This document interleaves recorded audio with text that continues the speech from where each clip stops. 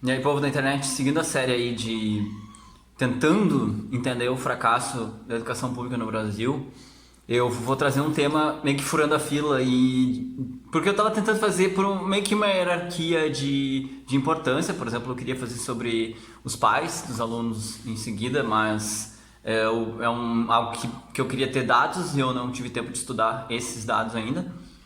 E então eu acabei furando a fila desse justamente porque a gente está muito próximo da eleição municipal, das eleições municipais no Brasil, né? E eu vou trazer alguns exemplos aqui para tentar fazer alguns paralelos, assim, falar sobre esse assunto. A, a- Desculpa pelo eco aqui, eu não tenho um local melhor para gravar no momento. Esse assunto por que eu decidi esse assunto agora, na época das eleições?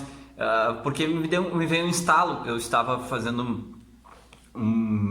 passando numa rua e aí tinha distribuição livre de panfletos. Vale eu notar que todos os panfletos são muito bonitinhos, de papel de ótima qualidade, encerado e tudo mais, né? E eu recebi de que falava de política, uma com pseudo-jornalismo, né? Que eles dão 300 prêmios para o melhor vereador, por não sei o que e tal. Um monte de baboseira, um monte de... É engraçado sempre que tu não consegue... Praticamente tu não encontra pessoas negras naquela revista, né? Era uma revista de Canoas, da oligarquia ali de Canoas. Praticamente não encontra pessoas negras, muito menos em posição de destaque. Mulheres, elas estão do lado dos homens nas fotos, e então demonstra assim que a gente, apesar de ter evoluído em alguns aspectos, a gente está bem atrasado, digamos assim, na nossa universalização da democracia, digamos assim. Mas o que me destacou é que a revista era grossa e feita de ótima qualidade. Ela tinha uma qualidade que tu não vê num livro didático, tipo, sabe, papel de boa qualidade e, sei lá, uma centena de páginas coloridas e tudo mais. E aí eu pensei, cara, eu me lembrei disso, né, e comentei com algumas pessoas. Cara, eu olhei para isso e me lembrei da época que trabalhei em escola pública, onde o papel do Xerox... Cara, bom, quem estudou em escola pública sabe, né? O Xerox é uma forma barata de fazer cópias. E para quem não sabe, quem é de fora, todas as escolas que eu trabalhei, sem exceção, havia cota de Xerox. Ou seja, tu tinha um limite de cópias que tu pode fazer. Então, por exemplo, eu que era professor de ciências, eu tinha em média 3 períodos por turma nas manhãs. Então eu tinha, variava em escola para escola, de época para época, mas algo em torno de 2 folhas de impressão por mês, tá? Era o que eu podia usar. E às vezes até menos. Teve escola em alguns momentos, por questão de gastos, que reduziu, ou porque a máquina estragou e tal. E aquele Xerox, né? Então, mais de uma vez eu deparei com colegas que compraram, pagavam para imprimir colorido fora, colegas que pagavam para imprimir preto e branco fora da escola também, porque eles achavam que era muito ruim para a utilização de gráficos ou de mapas, por exemplo, né? Muito comum o pessoal fazer isso. Eu já fiz misto. Eu queria usar o colorido, eu imprimi em casa com a impressora colorida e a folha de trás, e aí levava para a escola para fazer a cópia da parte escrita. Ou, por exemplo, eu fazia, por exemplo, 40 cópias coloridas de uma imagem, de um mapa, de uma coisa assim, e eu reutilizava isso nas turmas, algo que eu fazia bastante. Mas é um tanto quanto triste, assim, pensar que a gente nunca teria recurso nem de perto do que os políticos conseguem. Aí, claro, não é a razão do vídeo, mas de onde vem esse dinheiro e por que não tem dinheiro na educação, né?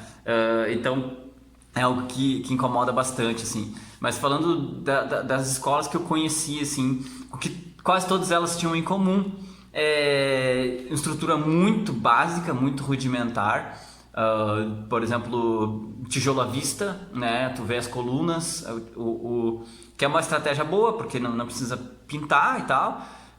Mas muito pouco conforto térmico. Por exemplo, eu trabalhei mais de uma escola onde turmas da tarde pegavam sol direto na janela, ou seja, quem construiu dava mínima para isso, né? Janelas enormes de vidro, pegando sol a tarde inteira, da 1 da tarde até a hora que os alunos iam embora, pegando sol, com 2 ventiladores planejados por sala, nem sempre funcionando, né? Algo aí de 25, 30% dos ventiladores não funcionavam nas escolas que eu trabalhei.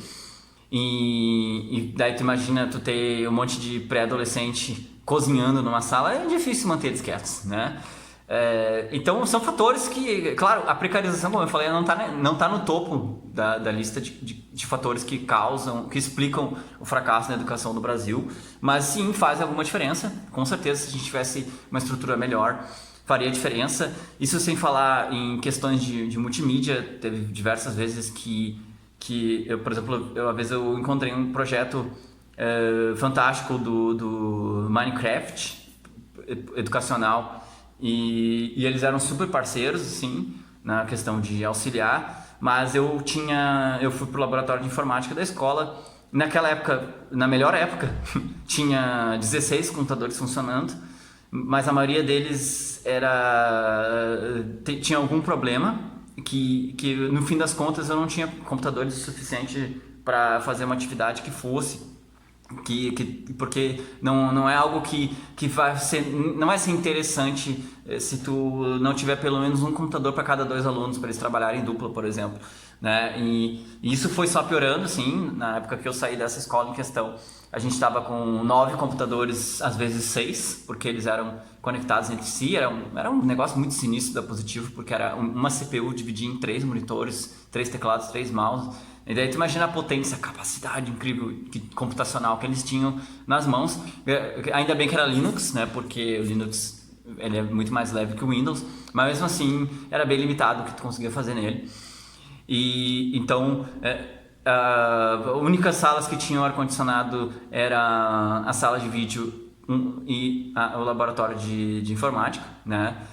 Só para ter uma ideia. Então, questões assim de conforto térmico era algo difícil de ver. Isso é muito raro de ver. Alguma sala com ar-condicionado em escola pública, né?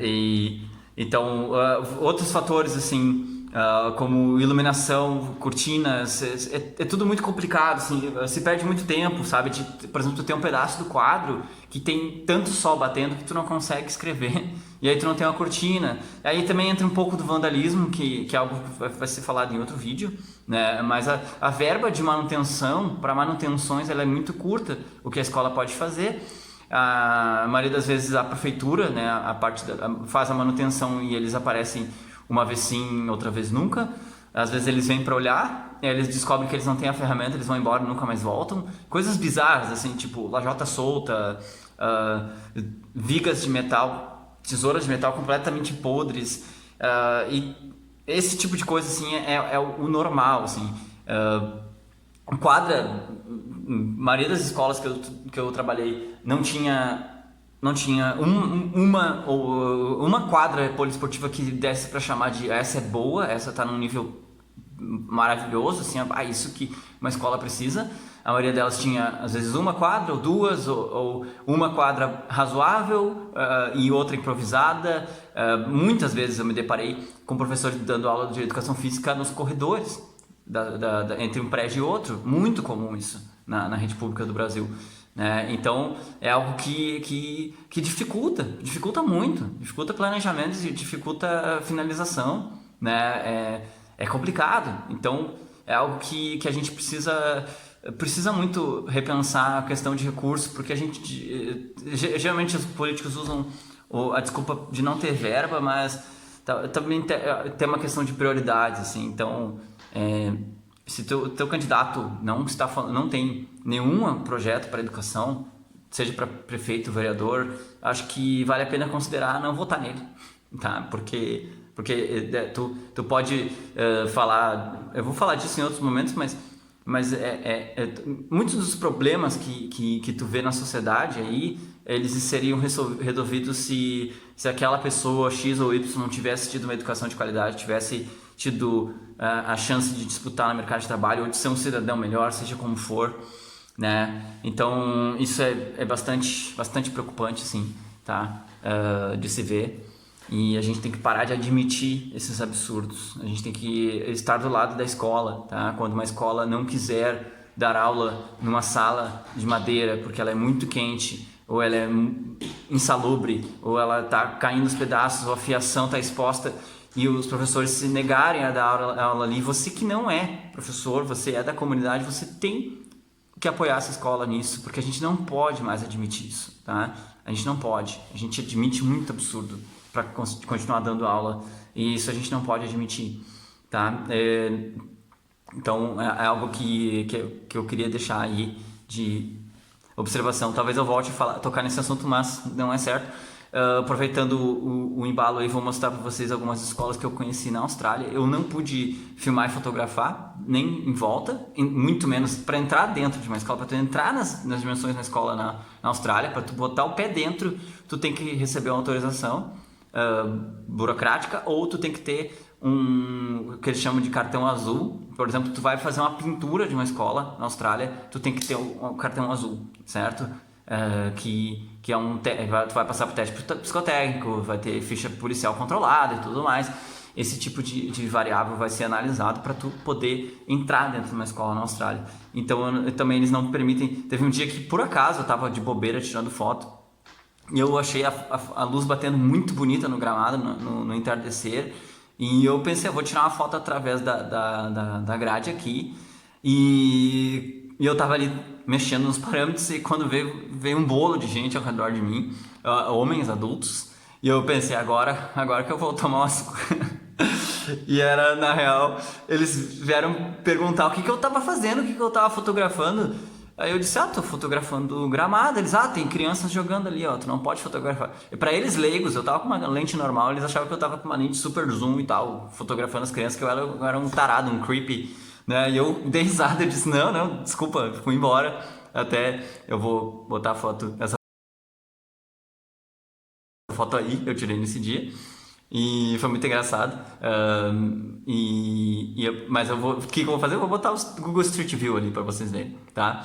Então, se tu tem interesse na educação e ser professor e tal, comenta aí, vamos bater um papo, porque o vídeo tem uma interação, me dá uma animada de fazer novos vídeos, tá? E compartilha aí no grupo do WhatsApp da escola, sei lá. Eu tô aí só quero visualizações. Quero que o YouTube me dê dinheiro.